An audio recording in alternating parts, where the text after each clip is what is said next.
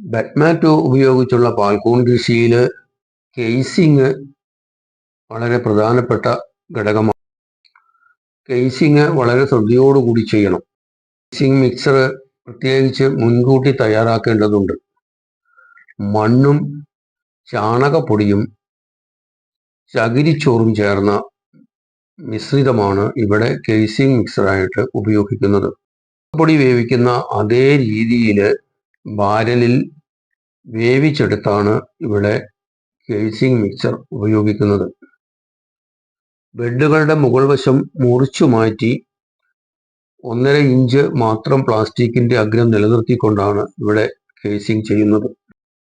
നന്നായി തണുത്തതിന് ശേഷം കേസിംഗ് ചെയ്യുന്നതാണ് നല്ലത്. സമയത്ത് ബെഡിനകത്ത് അധികം വെള്ളമുണ്ടെങ്കിൽ അത് ഊറ്റിക്കളയാൻ ശ്രദ്ധിക്കുന്നു.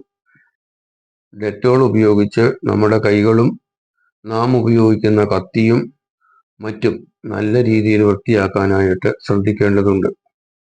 ഏതെങ്കിലും വിധത്തിലുള്ള ഫംഗസ് ബെഡിനെ ബാധിച്ചിട്ടുണ്ടെങ്കിൽ ഹൈഡ്രജൻ പെറോക്സൈഡ് സ്പ്രേ ചെയ്യുന്നത് നന്നായിരിക്കും. ഈ രീതിയിൽ കേസിംഗ് ചെയ്യുന്ന ബെഡുകൾ ഉൽപാദന മുറിയിലേക്ക് മാറ്റാവുന്നതാണ്.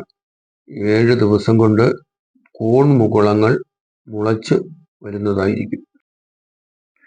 കേസിംഗ് മിക്സറിന്റെ മുകളിൽ ഏതെങ്കിലും വിധത്തിലുള്ള കണ്ടാമിനേഷൻ കണ്ടാൽ അതിന് മുകളിലേക്ക്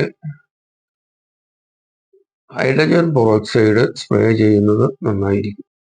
അല്ലാത്ത പക്ഷം ഫോർമലിൻ ലായനി ഉപയോഗിച്ചും അത്തരം കണ്ടാമിനേഷനുകൾ നമുക്ക് പരിഹരിക്കാവുന്നതാണ്.